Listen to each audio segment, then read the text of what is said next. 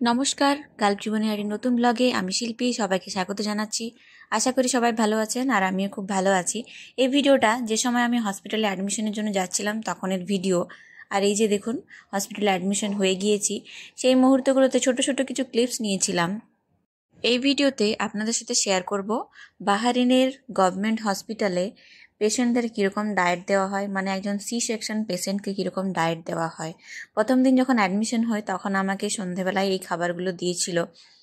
Cake ছিল, তার মধ্যে পাউরুটি ছিল, ফল ছিল, চায়ের টি ব্যাগ ছিল, দুধ ছিল চা বানানোর জন্য, আর জলের বোতল ছিল। আর তারপর থেকে পরপর আপনারা ভিডিওতে দেখতে পাবেন যে পরপর সকালে, দুপুরে, সন্ধেবেলায় আমাকে কখন কীরকম খাবার দিয়েছে।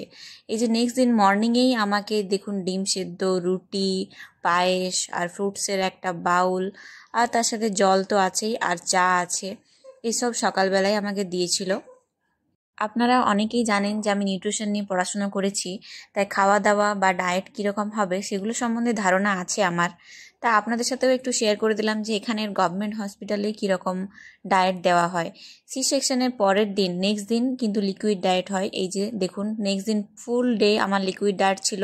তার মধ্যে আমাকে জুস দিয়েছিল, জল দিয়েছিল, জেলি টাইপ একটা খাবার দিয়েছিল। এই যে, আর এটা তার পরের দিনের ভিডিও। তার পরের ফুল ডে আমার লিকুইড ডায়েট থাকার পরের দিন আমাকে রুটি, পায়েস, দই, ডিম সিদ্ধ এসব খাবার খেতে দিয়েছিল। একদিন ফুল ডে শুধু লিকুইড ডায়েট আমার ছিল। আর ওই লিকুইড ডায়েটের মধ্যে জুস ছিল, জল ছিল, চিকেন স্ট্রু ছিল, আর ছিল জেলি। এইসব খাবার খেয়ে একদিন পুরো কাটানোর পরে নর্মাল ডায়েট শুরু হয়। প্রতিটা পেশেন্টের হেলথ কন্ডিশন আলাদা, সবাইকার বিভিন্ন রোগ আলাদা। মানে সি সেকশন হলে পরেও যে ওয়ার্ডে আছি সেখানেও সব পেশেন্টের কিন্তু শরীরের কন্ডিশন তো একরকম নয়। কারো থাইরয়েড আছে, কারো আবার কোলেস্ট্রল, প্রেশার এসবের প্রবলেম আছে। তাই সবাইকার ডায়েট আলাদা আলাদা। প্যাকেটের উপরে সবাইকার সিপিআর নাম্বার লেখা আছে, বেড নাম্বার লেখা আছে। সিপিআর নাম্বার হচ্ছে যেরকম আমাদের ইন্ডিয়াতে আধার কার্ড বা ভোটার কার্ডের নাম্বার থাকে, সিপিআর হচ্ছে এখানের একটা আইডেন্টিটি কার্ড।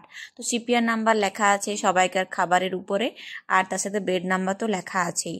তো এই যে দেখুন এই দিনের ডায়েটে আমার পোলাও, চিকেন, মিক্সড ভেজ এইসবে খাবার ছিল। নর্মাল ডায়েট দিয়েছিল একদিন, আর তার সাথে স্যালাড ছিল আর একটা কেক ছিল, আর জলের বোতল তো আছেই কম্পালসারি।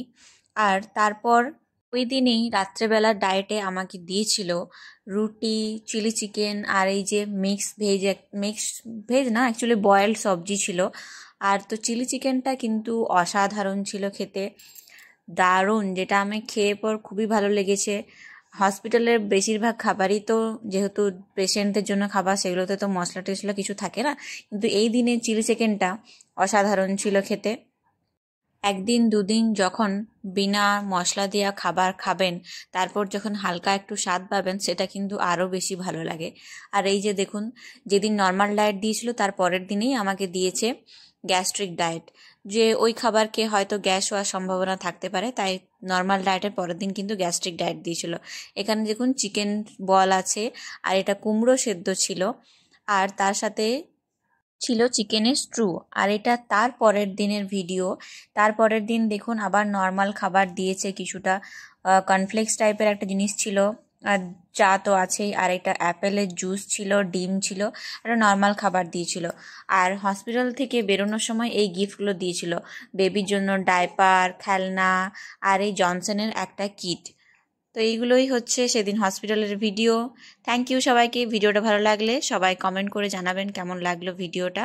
সবাই অনেক ভালো থাকবেন, দেখা হবে পরবর্তী ভিডিওতে। আর এই ব্যাগের মধ্যে প্রথমে জানতাম না অবশ্যই কি আছে, যেহেতু প্যাক করা আছে, পরে দেখেছিলাম ডাইপার আছে।